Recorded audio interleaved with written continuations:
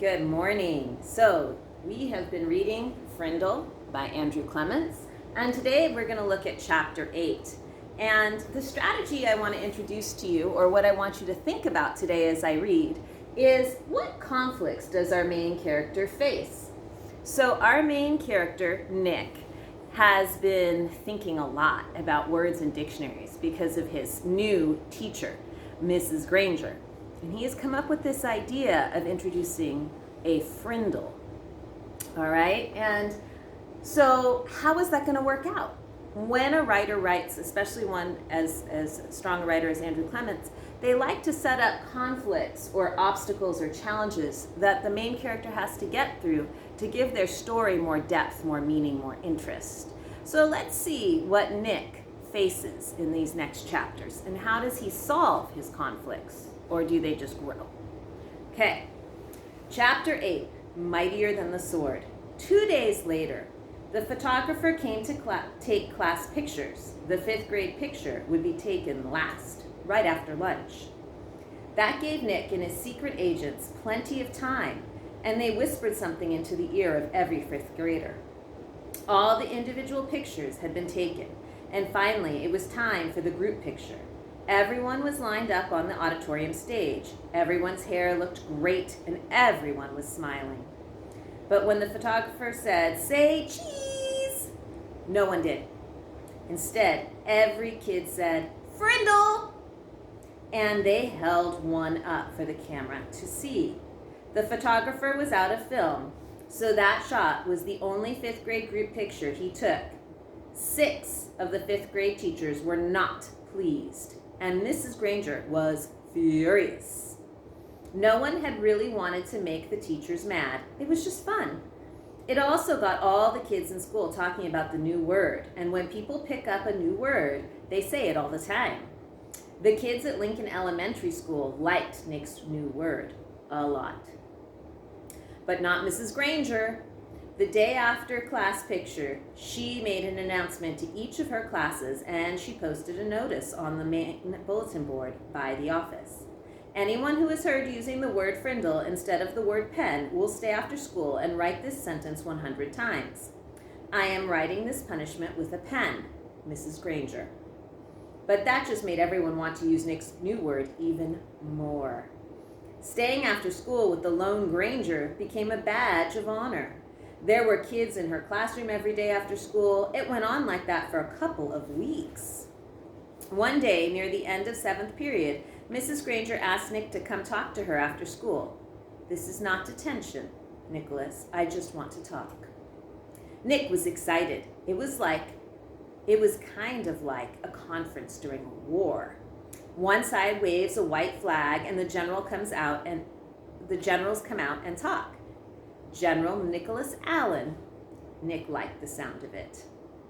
He stuck his head in Mrs. Granger's doorway after school. "You wanted to talk with me?" "Yes, Nicholas. Please come in and sit down." When he was settled, she looked at him and said, "Don't you think this frindle business has gone far enough? It's just a disruption to the school, don't you think?"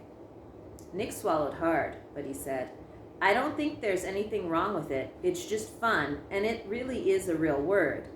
It's not a bad word, just different.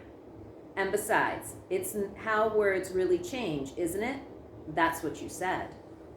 Mrs. Granger sighed. "It is how a word could be made up brand new, I suppose. But the word pen, should it really be replaced by that other word?" The word pen has a long, rich history. It comes from the Latin word for feather, pinna. It started to become our word pen because quills made from feathers were some of the first writing tools ever made. It's a word that comes from somewhere. It makes sense, Nicholas. "But frindle makes just as much sense to me," said Nick.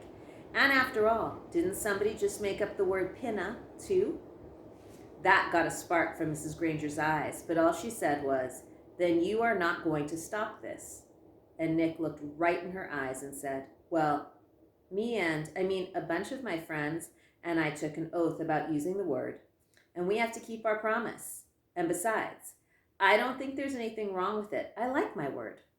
Nick tried to look brave, like a good general should. Very well, then. I thought it would end up this way. Mrs. Granger pulled a fat white envelope from her desk drawer and held it up. This is a letter I have written to you, Nicholas. Nick held out his hand, thinking she was going to give it to him, but she didn't. I am not going to send it to you until all this is over. I want you to sign your name and put today's date across the back of the envelope. When you read it, whenever that may be, you will know it is the same letter and that I have not made any changes to it. This is weird, said Nick. Nick said to himself. But to Mrs. Granger he said, sure. And he signed his name in his best cursive and put the date under it. Then Mrs. Granger stood up abruptly and said, then that is all for today, Nicholas, and may the best word win. There was a frown on her face, but her eyes were different, almost happy. And Nick was halfway down the hall before it hit him.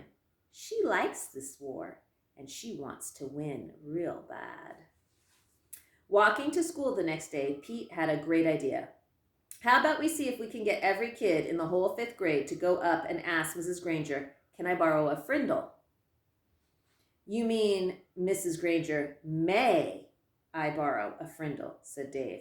Gotta use good grammar. Don't want to upset dangerous Grangerous. Sounds good to me, said Nick. She can't keep everyone after school, can she? Almost 80 kids stayed after school with Mrs. Granger that day. They filled her room and spilled out into the hallway. The principal had to stay late to help, and they had to arrange 2 special late buses to get all the kids home. The next day, all the 5th graders did it again, and so did a lot of the other students, over 200 kids. Parents called to complain, the school bus drivers threatened to go on strike, and then the school board and the superintendent got involved. And about this time, the principal of Lincoln Elementary School paid a little visit to the home of Mr. and Mrs. Allen. She wanted to talk to them about their son, the one in 5th grade, the one named Nick. Chapter 9, Chess. And I just want to remind you, what conflicts does our main character face? I'm hoping you caught a few. Chapter 9, Chess. Miss Margaret Chatham had been principal of Lincoln Elementary School for 18 years. She knew Mr. and Mrs. Allen because they had all served together on the building committee when the old Lincoln School was torn down and the new one was built 6 years ago.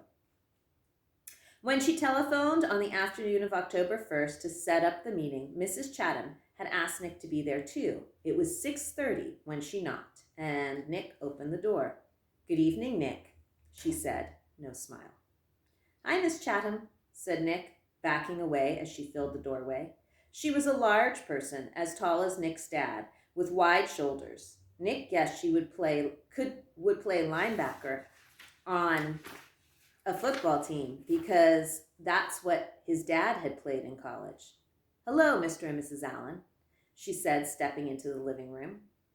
She was wearing a long black raincoat with a red silk scarf tied loosely around her neck. She kept her coat on, but took off the scarf and tucked it into her left pocket. She shook hands stiffly with both Nick's parents before sitting down on the chair to the left of the couch. Nick's mom and dad sat on the couch, and Nick sat on the rocking chair that faced Mrs. Chatham across the low coffee table. This is not an easy visit for me. We are having some trouble at school, and it appears that Nick is in the middle of it. Then, while Nick's parents listened, Mrs. Chatham laid out the story as she saw it. Nick encouraging the other kids to use his new word, Mrs. Granger forbidding it, the ruined 5th grade class picture, hundreds of kids staying after school, and a general feeling that there was a rebellion at school with no one respecting the rules anymore. Nick watched his mom and dad while Mrs. Chatham talked, looking from one face to another. His dad was listening carefully, nodding and frowning. He looked embarrassed about the trouble, but his mom looked kind of annoyed. And when Mrs. Chatham finished her story, Nick's mom was the first one to speak. But doesn't all this seem like a lot of fuss about something pretty silly? Nick sat quietly, but in his mind he shouted, "Hurrah for Mom! Hurrah for mothers everywhere!" His mom wasn't annoyed with him. She was annoyed with Mrs. Granger, maybe even annoyed with Mrs. Chatham. This was getting interesting. Mrs. Allen was still talking to the principal. I mean, is there really any harm in the children making up a funny word and saying it? Does there have to be a rule that a word like this may not be used? Mrs. Chatham sighed and said, yes, I suppose it does seem silly. But Mrs. Granger thinks that it's rather like keeping children from saying ain't. There have to be standards. That's why we have dictionaries. And really, the problem isn't so much the word itself, it's the lack of respect for authority. Mr. Allen said, Mrs. Granger's right about that. There have to be standards. We can't have kids walking around saying ain't, can we? And that's when Nick piped in. You know, that big dictionary in Mrs. Granger's room? The word ain't is right there in the book. I looked it up, and there it was. I don't see why I can't use a word if it's in the dictionary. Mrs. Granger even said that her big dictionary was the law. Nick looked from face to face to face. That stumped them all. He had just launched a first-class thought grenade. Well, yes, but, well, I said the word ain't and even the word frindle. These are not the real issue here, said Miss Chatham. Miss Allen said, well, I think the real issue is Mrs. Granger's reaction to a harmless little experiment with language. It's an overreaction, don't you think, Tom? And Mrs. Allen looked at her husband. Before I go on, I just want to show you where I hesitated with the yes, but. I love that they use these ellipses to show the reader that there's this pause and how to express that. Okay. It was Mrs. Allen's turn to look from face to face to face. He was lost. Yes, well, sure, I guess so. I mean, it's not like anybody's been hurt. It's not like vandalism or stealing or something like that. His sentence trailed off, and he rubbed his chin and stared thoughtfully through the window on the wall behind Mrs. Chatham. And while the grown-ups sat there in an uncomfortable moment of silence, Nick had a sudden vision of what was really going on here. It was a chess game. Nick against Mrs. Granger. Mrs. Granger had just tried to end the game by using her queen, Mrs. Chatham, in her black raincoat and the Black Queen. Nick didn't know it until the attack was underway, but he had a powerful defender of his own, good old Mom, the White Queen, and the game was not over. It wouldn't go on until there was a winner and a loser. Mrs. Chatham didn't stay much longer. There was little more to talk back and forth across the chessboard about how children have a right to explore new ideas, about the importance of respecting teachers and the work they do, about everybody needing to keep up standards and make school a safe place to learn. Then Mr. Allen offered Mrs. Chatham some coffee and banana bread, but she said, no thanks, I really must be going now.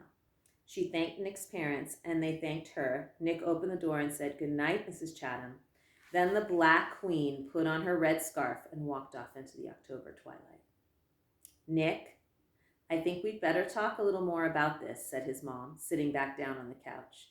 If I find out that you have been disrespectful to Mrs. Granger or any other teacher at school, then you really will be in big trouble.